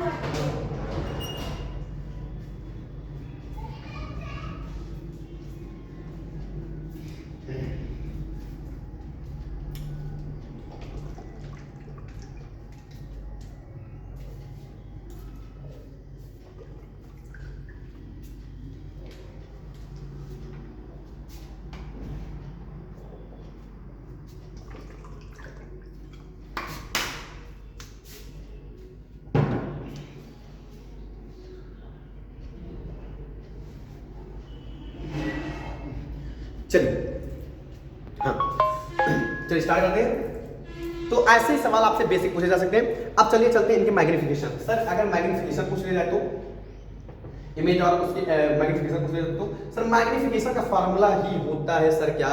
Sir magnification formula sir m बराबर hi upon HO, HI upon HO। Sir ये दोनों का मतलब क्या सर? HI अपॉन HO क्या होता है सर? कुछ नहीं, m का मतलब होता है सर मैग्निफिकेशन। सर किसका मैग्निफिकेशन निकालना सर? Height upon images. किसका निकालना बड़ा? Height of images, height of images. क्या बोलो बेटा? I का मतलब इमेज और S का मतलब height, height of images. And HO का मतलब क्या होता है सर? Height of object. तो इमेज और ऑब्जेक्ट की क्या निकाली जाती है बेटा? मैग्निफिकेशन निकाल दी जाती है। क्या समझ में आ रही है? और हमेशा हाइट ऑफ इमेजेस क्या होता है सर? आपको पता होगा सर, v होता है, और अपॉन हाइट ऑफ ऑब्जेक्ट क्या होता है सर? u होता है, और v हमेशा नेगेटिव होता है। क्या होता है? v हमेशा क्या होता है? ऑलवेज हमेशा नेगेटिव होता है। क्यों होता है सर? v क्यों नेगेटिव होता है सर? क्योंकि क्यों नेगेटिव होता है बेटा? कोई बताएगा v क्यों नेगेटिव होता है? क्योंकि हमेशा जो इमेज डिस्टेंस होती है हमेशा क्या होती है? नेगेटिव आती है। हमेशा वर्चुअल इंडायरेक्ट इमेजेस बनाती है। चीजें क्लियर है? यहाँ पे मैग्निफिकेशन अपना image upon height of image and height of object बराबर minus v upon minus u। आप इसको अच्छे तरीके से आप क्या कर लीजिएगा? याद कर लीजिएगा। क्या यहाँ तक समझ में आया कि नहीं आया? ठीक है, चलो देखो आज पॉजिटिव जो होते हैं हमेशा जब अगर पॉजिटिव आ जाए किसी की मैग्निफिकेशन, ध्यान सुनना बहुत इंपॉर्टेंट बता रहा हूं, किसी की मैग्निफिकेशन, किसी की भी मैग्निफिकेशन अगर पॉजिटिव आती है, किसी भी चीज की अगर मैग्निफिकेशन अगर पॉजिटिव आती है तो, किसी भी चीज की मैग्निफिकेशन अगर पॉजिटिव आती है तो आप समझ जाना हमेशा क्या करेंगे बेटा? वो वर्चुअल एंड इरेक्ट इमेज बनाएगी। क्या बनाएगी? वर्चुअल एंड इरेक्ट इमेज बनाएगी। कैसी इमेज बनाएगी बेटा? वर्चुअल एंड इरेक्ट इमेजेस बनाएगी। अगर कभी भी किसी भी चीज पीडीएफ का नोट बता देंगे, एसएसटी में आ जाए, एसएसटी में पीडीएफ का नोट बता देंगे, पीडीएफ का नोट्स एसएसटी का आ जाए तो हाँ ले आओ। चलो तो मैंने क्या बताया? Positive virtual and erected images हमेशा जो आपके height of images and height upon object होते हैं मैग्निफिकेशन, अगर किसी भी चीज की मैग्निफिकेशन पॉजिटिव आती है या किसी भी चीज की मैग्निफिकेशन हमेशा नेगेटिव आती है, तो किसी भी चीज की इमेजेस पॉजिटिव या नेगेटिव आए, किसी भी मैग्निफिकेशन पॉजिटिव या नेगेटिव आए तो हमेशा समझ जाना पॉजिटिव में हमेशा वर्चुअल एंड इरेक्टेड इमेजेस बनाता है, और हमेशा इधर अगर नेगेटिव आती है, अगर किसी की मैग्निफिकेशन हमेशा नेगेटिव आए तो समझ जाना क्या बनाएगी बेटा? Real and inverted. और हमेशा याद रखना रियल एंड इन्वर्टेड किसके में ज्यादातर बनती है sir? Real and inverted images हमेशा सर कॉनकेव होती है। क्या होती है? कॉनकेव। और हमेशा क्या होती है सर? कॉन्वेक्स होती है। क्या होता है? कॉन्वेक्स होती है। क्या होता है? कॉन्वेक्स होती है। किसी की मैग्निफिकेशन ध्यान से फिर से रिवील करिए, किसी की भी मैग्निफिकेशन बहुत ज्यादा उलझना नहीं है, किसी को उलझना नहीं है, उलझने की जरूरत नहीं है। जब तक अभय सर खड़े इसलिए कहा जाता है सब्जी में नमक स्वाद अनुसार, अभय सर की क्लास औकात अनुसार, याद रखिएगा हमेशा बेटा। चलिए हमने क्या बताया कि किसी की भी इमेजेस अगर मैग्निफिकेशन किसी की भी चीज पॉजिटिव आती है तो वो हमेशा वर्चुअल एंड इरेक्ट बनाती है। किसी भी आप पहले क्या निकालोगे? पहले फार्मूला निकालोगे और हमेशा देखोगे अगर वो पॉजिटिव आती है नेगेटिव आती है, किसी भी क्या फोकल लेंथ पॉजिटिव आता है नेगेटिव, आप यहाँ पे रखोगे, क्या रखोगे? इमेजेस की डिस्टेंस कितनी गई, उसके डिस्टेंस कितनी दी गई है आप निकालोगे हमेशा, और निकालने के बाद जब देखना मैग्निफिकेशन अगर पॉजिटिव आती है तो समझ जाना ये कॉन्वेक्स मिरर है। क्यों? क्योंकि वर्चुअल एंड इरेक्ट इमेजेस बनाता है हमेशा, और हमेशा जब आपका मैग्नीफिकेशन नेगेटिव है तो समझना रियल एंड रिजल्टेड बनाता है। ये कौन होता है? आपका कॉनकेव मिरर होता है। आई होप यहां तक सभी बच्चों को अच्छे तरीके से क्लियर होगा। क्लियर है? चलिए अब हम स्टार्ट करने वाला नेक्स्ट टॉपिक है। यहां तक आपका रिफ्लेक्शन एंड होता है। अब हम स्टार्ट करते हैं बेटा रिफ्रैक्शन। क्या स्टार्ट होता है? यहां से आपका नेक्स्ट टॉपिक स्टार्ट होता है रिफ्रैक्शन। क्या स्टार्ट होगा? रिफ्रैक्शन। ध्यान दो, क्या स्टार्ट होगा? रिफ्रैक्शन। क्या स्टार्ट होगा? रिफ्रैक्शन। सभी लोग बड़ा मेहनत से पढ़ते रहो, बोर्ड में अच्छे नंबर लाने सभी को। कहीं भी कोई दिक्कत है कमेंट में लिखिए, उस चीज का सॉल्व आउट हम करके तुरंत देंगे आपको। कोई भी क्वेश्चंस अभी परेशान होंगे, हम लोग सारे एनसीईआरटी के जितने भी मैपर जितने भी क्वेश्चन है आए प्रीवियस क्वेश्चंस हैं सब एमसीक्यू के फॉर्म में रिवीजन पॉडकास्ट हम सैटरडे को देते ही हैं। बट हम रिवीजन पॉडकास्ट का भी वीडियो डालेंगे, परेशान मत होइए सब लोग। और एक चीज क्या, हम लोग एनसीईआरटी जितने भी कंटेंट अगर पढ़ा रहे हैं, अगर आप कंटेंट अच्छे तरीके से पढ़ोगे बेटा तो रिवीजन जितने भी क्वेश्चन आप सॉल्व आउट करोगे अपने आप ही। ठीक है, तो हम चलिए जरा आपस में लेते हुए हम चलिए स्टार्ट करते हैं। क्या? रिफ्रैक्शन। क्या बोलते हैं बेटा? रिफ्रैक्शन। नेक्स्ट हेडिंग है आपका रिफ्रैक्शन। रिफ्रैक्शन, वहां पे लेक्शन था रिफ्लेक्शन, तो यहां पढ़ेंगे रिफ्रैक्शन। अब सर रिफ्रैक्शन होता क्या है? ध्यान सुनिए, रिफ्रैक्शन क्या है? सर जो रिफ्रैक्शन होता है ना, refraction the bending of light that one medium to convert into another medium. That means मतलब द बेंडिंग ऑफ लाइट, जो लाइट बेंडिंग होती है, मुड़ती है, लेकिन वो हमेशा वहां पर भी बेंडिंग, द बाउंसिंग बैक था, बाउंसिंग बैक ऑफ लाइट, लेकिन वहां पे मीडियम हमेशा कौन सी मीडियम की बात की जाती है? एयर। बट यहाँ पर रिफ्रैक्शन बेटा हमेशा दो मीडियम की आवश्यकता पड़ती है। कितने मीडियम की? दो। एक रेयर मीडियम और एक denser. Rare medium means air medium, और क्या बोलते हैं डेंसर मीडियम मतलब वाटर के मीडियम। इट इज क्लियर और नॉट? तो हमेशा हमेशा बड़ा याद रखो कि जो आपके रिफ्रैक्शन होते हैं, the bending of light when it passes from one medium to another medium. The bending of light from one medium to another medium, this phenomena, this process is known as refraction of light. कैसा लगा? समझ में आया? ठीक है sir, इसको हम diagrammatic समझेंगे। क्या बोलोगे? पहले आप डेफिनेशन लिख लो बेटा फटाफट। द बेंडिंग ऑफ लाइट, क्या बोलोगे बेटा? The bending of light, the bending of light when it passes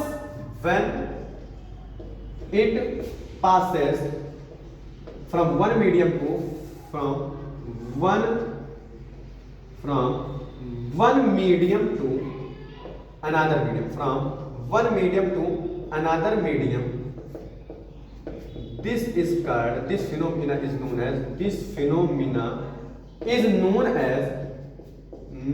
as refraction. क्या बोलोगे बेटा? Refraction of light. Refraction of light. तो the bending of light when it passes from one medium to another medium, this phenomena is known as क्या? Refraction of light. Clear? Example इनका देखिए, example pencil appears. Example इनका देखिए, pencil appears bent in water। हमेशा पेंसिल जो होती है, पेंसिल की एक साइड जो होती है, जब आप पानी के अंदर डालोगे तो हमेशा वो कैसे दिखेगी? आपको मुड़ती हुई दिखाई देगी। जब आप हमेशा किसी भी पेंसिल की निडल, फॉर एग्जांपल ये हमारी पेंसिल है, अब पेंसिल को जब आप पानी में ड्रॉप करोगे तो ऐसा लगेगा पेंसिल की जो नोक है वो क्या है बेटा? हल्का सा बेंड, मतलब टेढ़ी मेढ़ी होती है। क्लियर है? तो ऐसे ऑब्जेक्ट जो आपके वन मीडियम से जब सेकंड मीडियम में ट्रैवल करते हैं और उनका शेप में चेंजेस आते हैं, तो समझिए वो कौन से सरफेस को चेंज करते हैं, वो क्या होते हैं? रिफ्लेक्शन। जब रिफ्लेक्शन होते हैं तो आप क्या बोलोगे बेटा? रिफ्रैक्शन होते हैं। क्या होते हैं? रिफ्लेक्शन। आई होप यहां तक सभी बच्चों को एक चीज क्या होगी? क्लियर होगी। क्लियर? चलिए अब हम इनके डायग्रामेटिक समझेंगे। डायग्रामेटिक कैसे समझो बेटा? ये रही आपकी कोई सरफेस। क्या रहा आपका बेटा? ये सरफेस। क्या रहा है? कोई सरफेस। ये रही आपकी सर नॉर्मल रे। अब नॉर्मल रे वन मीडियम तो रहेगा नहीं, अब तो दोनों मीडियम के लिए नॉर्मल रे यही होगा। ये क्या रहा? नॉर्मल रे होगी। ये जो आपकी मिडिल लाइन है क्या आगे? नॉर्मल रे। क्या रहेगा बेटा? नॉर्मल रे।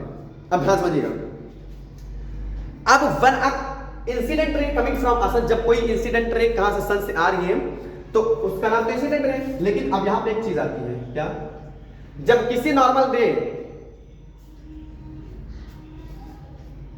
अवे का मतलब दूर, टुवर्ड्स का मतलब की ओर, मतलब पास।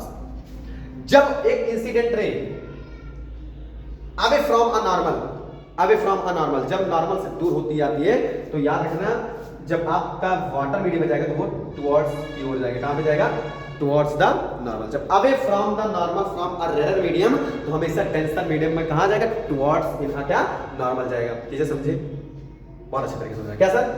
अगर मैं बात करूं जितना दूर नॉर्मल से उतना पास वाटर मीडियम में, मतलब ये जो आपका ये मीडियम होता है ना, मीडियम फर्स्ट, ये जो आपका मीडियम है फर्स्ट, पहली चीज कितने मीडियम क्या हो सकते हैं सर, दो मीडियम। कितने मीडियम क्या हो सकती होती है सर, दो। मीडियम फर्स्ट जो होता है आपका बेटा एयर मीडियम होता है। कौन सा मीडियम होता है, एयर। और ये कौन सा मीडियम होता है सर, वाटर। बोर्ड के लेवल पे हो सकता है इस एयर को मीडियम को बोल दे क्या, आपको बोल दे रेयर मीडियम, क्या बोल दे, रेयर। और इसको हमेशा क्या बोल दे बेटा, डेंसर। क्या समझ में आया कि नहीं आया, समझ आया।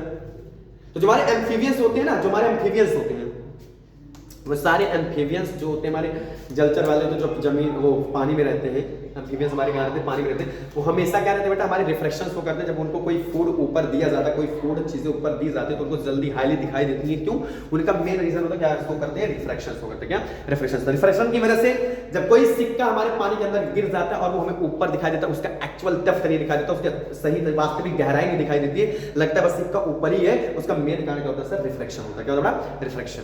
इट इज क्लियर और not.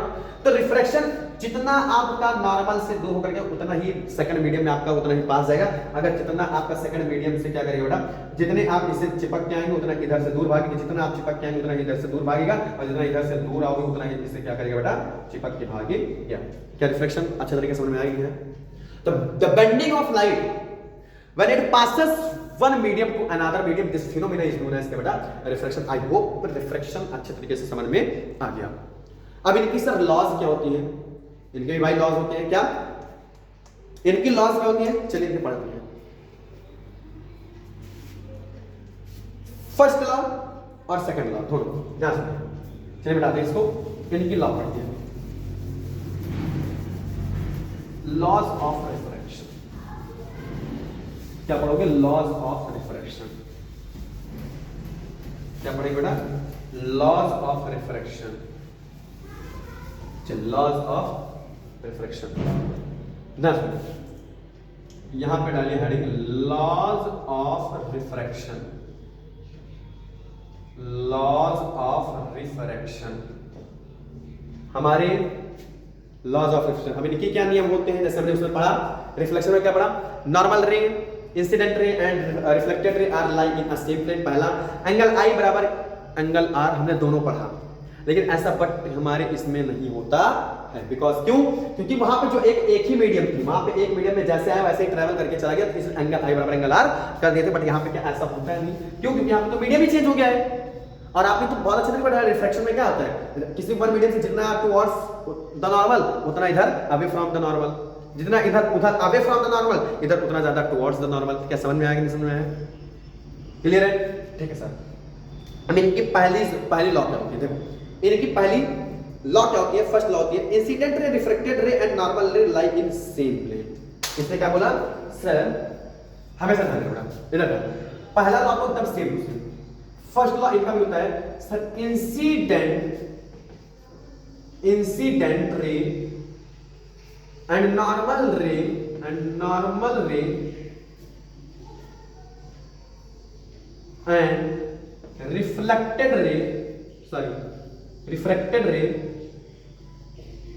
Reflected ray are lie in same plane, आप लोगों ने देखा डायग्राम में भाई, तीनों हमारा जो इंसिडेंट था, ये जो हमारा तीनों इंसिडेंट था, यहाँ पे आपका नॉर्मल था, ये आपका नॉर्मल था, ये इंसिडेंट होकर के आया, मीट किया, यहाँ पे लाई किया, मिला, और उसके बाद नॉर्मल के लिए भी आया, यहीं पे मीट किया, और यहीं से आपका क्या होता है, रिफ्लेक्शन भी हो रहा है। क्या हो रहा है, रिफ्लेक्शन। अब रिफ्लेक्शन नहीं हुआ, क्या होगा, रिफ्रैक्शन। इसका नाम क्या होगा बेटा, रिफ्रैक्शन। रिफ्लेक्टेड रे क्या बोलोगे, रिफ्लेक्टेड रे। इसका नाम क्या बोलोगे, इंसिडेंट रे। क्या बोलोगे बेटा, इंसिडेंट रे।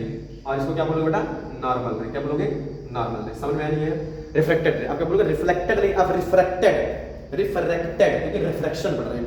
तो यार बड़ा मेरा coming from incident from a sun to lie in कहां पे, एनी सरफेस, एंड वहीं से आपका क्या होता है, रिफ्लेक्शन। रिफ्लेक्टेड रे भी क्या होता है, वहीं से मिलके जाता है। तो पहला लॉ तो आपका सिमिलर एज इट इज कहां पे, जैसा आपका रिफ्लेक्शन में होता है वैसे यहाँ पे रिफ्लेक्शन में पहला लॉ तो सिमिलर तो होता है। बट सेकंड आपका क्या होता है बेटा, सेकंड होता है बेटा sine I upon sine R, क्यों मीडियम हो जाता है भाई साइन आर, और इसको हम जानते हैं स्नेल्स लॉ। किसका नाम जानते हैं? Snell's law. बहुत अच्छे तरीके से आप सब लोग याद करेंगे इसको, बोर्ड में 90% पूछा जाता है। रिफ्लेक्शन का सेकंड लॉ क्या होता है? पहला लॉ तो सिमिलर एज इट इज जैसे आपका रिफ्लेक्शन में पढ़ा, लेकिन इंसिडेंट रे एंड रिफ्लेक्ट, उसमें रिफ्लेक्शन था, इसमें रिफ्लेक्टेड रे एंड नॉर्मल रे, तीनों लाइन आकर के एक ही जगह पे लाई करते हैं, मिलती हैं। बट सेकंड वाला वहां पे एंगल आई बराबर एंगल आर था, बट यहाँ पे एंगल आई बराबर आर नहीं था, बिकॉज क्योंकि वहां पे 30 डिग्री सारे बताया ना टुवर्ड्स द नॉर्मल, तो यहाँ पे अभी चिपक के जाती तो वैसे भी एंगल सिमिलर नहीं रहेगा, और जब एंगल सिमिलर नहीं रहेगा तो इनको क्या लिखते हैं? साइन आई बराबर साइन आर, और जिसका नाम क्या होता है? Snell's law. किसका पढ़ जाता है? Snell's law. बहुत अच्छे तरीके से याद कीजिए। किसका? रिफ्लेक्शन का सेकंड लॉ है, जिसको किसी नाम जानते हैं? Snell's law. क्या नाम जानते हैं? Snell's law. और ये क्या होती है हमेशा? स्नेल्स लॉ के लॉ क्या होते हैं? हमेशा ऑलवेज कांस्टेंट होती है। क्या थोड़ा कांस्टेंट होती है, क्या होती है? कांस्टेंट। इसको आप नोट डाउन कर लो, दोनों लॉ, पहला लॉ ये और दूसरा लॉ ये, दोनों नोट डाउन कर लीजिए फटाफट। ये हमारी क्या होती है? कांस्टेंट होती है। स्नेल्स लॉ के नाम से जानते हैं। तो स्नेल्स लॉ किसको डिफाइन करता है? सर रिफ्रैक्शन को डिफाइन करता है। रिफ्लेक्शन को, रिफ्रैक्शन को, सर रिफ्रैक्शन को डिफाइन करता है। किसको? रिफ्रैक्शन को डिफाइन करता है। अच्छे तरीके से याद कर लीजिए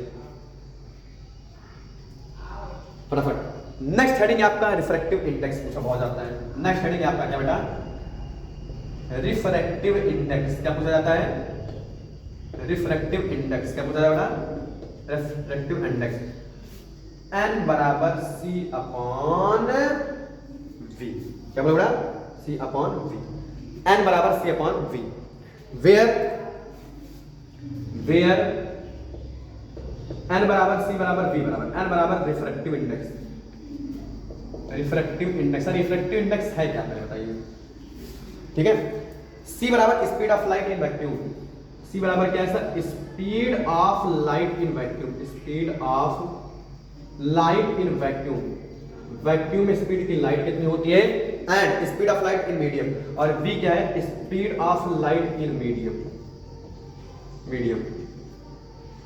रिफ्रैक्टिव इंडेक्स क्या पता करता है? रिफ्रैक्टिव इंडेक्स क्या पता करता है? हमारी speed of light in vacuum, vacuum में स्पीड ऑफ लाइट कितनी होती है, और हमारी v क्या होता है? Speed of light in vacuum. दोनों को आप फर्दर जब डिवाइड कर दोगे आपका तुरंत क्या निकल आएगा? Refractive index. और रिफ्रैक्टिव इंडेक्स ग्लास का भी पूछा जाता है, एयर का भी पूछा जाता है, वाटर का भी पूछा जाता है। तो आप अच्छे तरीके से रिफ्रैक्टिव एक का पता चल गया। मीडियम में कौन आएगा? मीडियम में कौन आएगा भाई? मीडियम में वाटर भी एक मीडियम होता है, एयर भी एक मीडियम होता है, ग्लास भी एक मीडियम होता है, ये सारे मीडियम हो गए आपके। तो जो मीडियम हो उनका रिफ्रैक्टिव इंडेक्स आपको याद करना पड़ेगा बेटा। क्या करना पड़ेगा? याद करना पड़ेगा। आप एनसीईआरटी बुक में आपका छपा हुआ है, वहां पे आप याद कर लीजिएगा। It is clear? फिर लास्ट वाले लेक्चर में आपका मैं क्या कर दूंगा, वहां पे रिफ्रैक्टिव इंडेक्स हर एक चीज का क्या कर दूंगा, मेंशन कर दूंगा। आपके एनसीईआरटी बुक में 140 पेज नंबर पे आई थिंक वहां पे क्या है मेंशन है, आप जाकर के वहां पे याद कर लीजिए। बाकी refractive index light in vacuum में क्या बोलोगे? 3 × 10⁸ मीटर पर सेकंड, क्योंकि जितना आपका नॉर्मल लाइट की स्पीड होती है वैसे हमारे वैक्यूम में क्या होता है? 3 × 10⁸ मीटर पर सेकंड होता है। और मीडियम की बात करें, कौन सा मीडियम बात कर रहा है? एयर का बात कर रहा है, वाटर का बात कर रहा है, कितना बात कर रहा है, किसका बात कर रहा है? एयर, वाटर, क्या किसका बात कर रहा है? ग्लास का बात कर रहा है। आप उसको फर्दर उससे डिवाइड कर दोगे और यहाँ पे मीडियम को डिवाइड कर दोगे, वो आपका क्या निकल आएगा? एन आएगा। एन का मतलब रिफ्रैक्टिव इंडेक्स आपका क्या हो जाएगा बेटा? निकल आएगा। क्या समझ में नहीं आ गया? अच्छा समझ में आया कि नहीं आया? ये सर ये तो बहुत ईजी है। तो आप बेटा आपको यहाँ पे याद करना पड़ेगा। क्लियर? क्लियर है? चलिए अब रिफ्रैक्शन का एक लास्ट टॉपिक, रिफ्रैक्शन का एक last topic in glass slab आपके सिलेबस में है। या आप ज्यादातर प्रैक्टिकली सीखोगे, बट हम कवर करा रहे हैं आपको। क्या होता है अगर प्रैक्टिकली ना हो, किसी के स्कूल में नहीं हो पा रहा है, तो आप व्हेनेवर आप क्या थ्योरेटिकल पोर्शन से आप क्या कीजिए, समझ लीजिए। सर ग्लास स्लैब में सर रिफ्रैक्शन किस तरीके से होता है? वहां पे एक रेस आती है, उसका नाम होता है इमर्जेंट रे। क्या नाम होता है? इमर्जेंट रे। ये इमर्जेंट रे होती क्या है सर? जो इंसिडेंट रे होती है ना, वो ग्लास स्लैब के अंदर वो इंसिडेंट जब टर्नओवर करती है तो उस ग्लास स्लैब के अंदर बेटा वहां पे रिफ्रैक्शन शो करता है। कैसे शो करता है? रिफ्रैक्शन। और जब रिफ्रैक्शन उस ग्लास के अंदर शो करता है, जब रिफ्रैक्शन से बाहर कोई लाइन निकलती है, ग्लास स्लैब के बाहर लाइन निकलती है, उस रे का नाम कुछ और नहीं, उसी का रे का नाम क्या होता है? इमर्जेंट रे। ऐसे नहीं समझ में आया तो मैं आपको क्या करता हूं, एक डायग्रामेटिक समझाता हूं, ध्यान सुनिए। क्योंकि इसको हम मिटा देंगे, नोट कर लीजिए फटाफट, इसको नोट कर लीजिए फटाफट, नोट करिए इसे। चलिए नेक्स्ट हेडिंग है आपका बेटा, नेक्स्ट हेडिंग है आपकी क्या? नेक्स्ट हेडिंग है आपका बेटा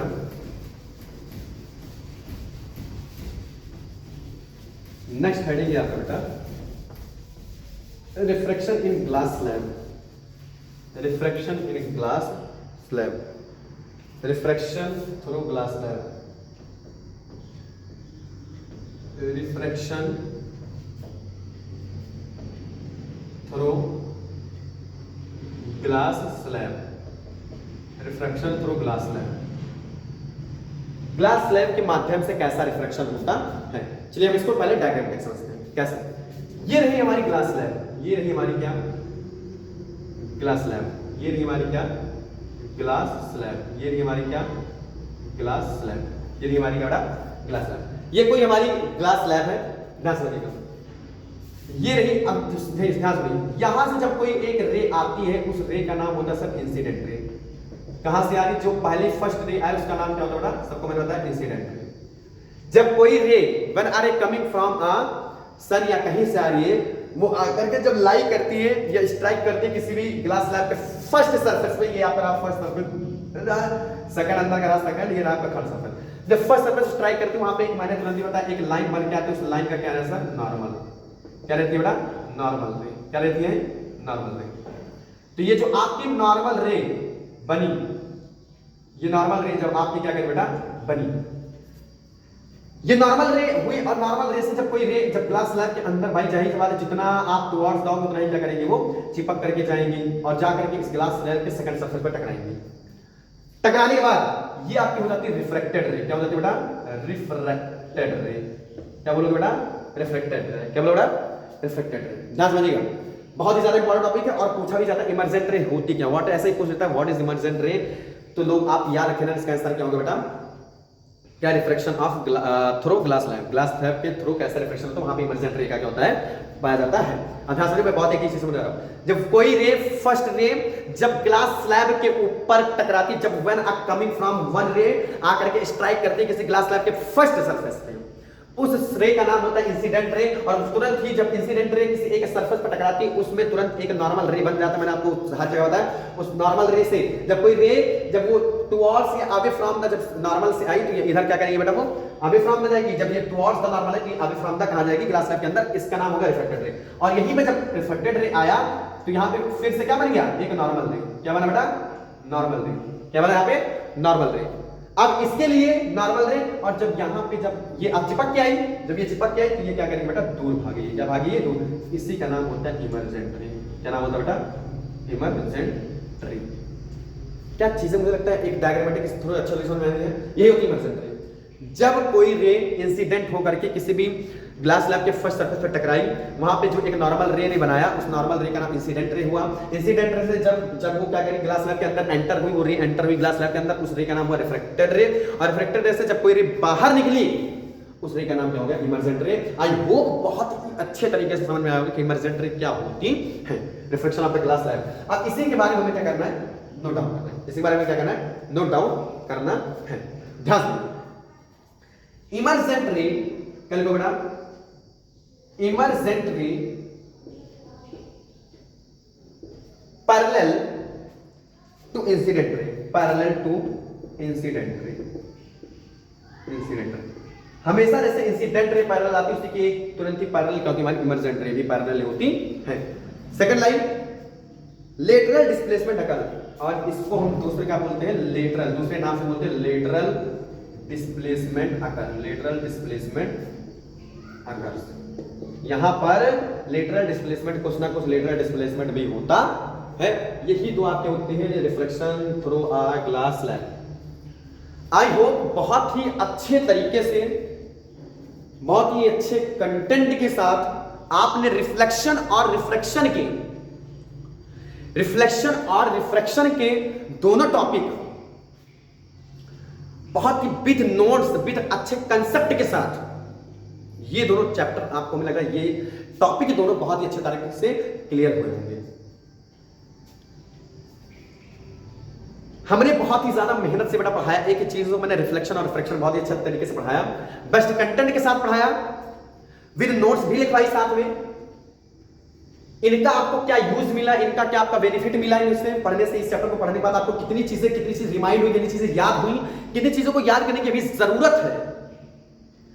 इन सभी चीज को बेटा आप एक बार पढ़ करके अच्छे तरीके से हमारा भी मोटिवेट बढ़ाने, हमारा भी मोटिवेशन बढ़ाने के लिए, ताकि हम और भी अच्छे अच्छे कंसेप्ट आपके लिए ला सकें। हर एक चीज़ आपके हम और भी अच्छा क्या कर सकते हैं, या फिर कोई चीज़ नहीं भी समझ में आई, हम उसका एक रिवीजन पॉडकास्ट में फिर से उसको हम समझा दें। सभी बच्चे बेटा, आई विल रिक्वेस्ट यू, एक बार आकर के संस्कार कोचिंग क्लासेस बाय अभय सर एक बार लाइट चैप्टर पढ़िए और इनको ध्यान से बहुत ही ज्यादा कंसिस्टेंसी के साथ आप इनके नोट्स को पढ़िए और लिखिए, और इनका जो आपका बेनिफिट मिलता है, या फिर इनका कितने परसेंट आपको इस चैप्टर को पढ़ने के बाद कितनी चीजें आपको रिमाइंड हो गई, याद हो गई, कितनी चीज याद करने की जरूरत है, या कोई चीज कोई टॉपिक नहीं समझ में आया, हमारा भी मोटिवेशन बढ़ाने के लिए आप कमेंट में बेटा एक बार थैंक यू जरूर लिखिएगा। मिलते हैं एक नए जोश के साथ, एक नई उम्मीदों के साथ, लेक्चर नंबर 2 में।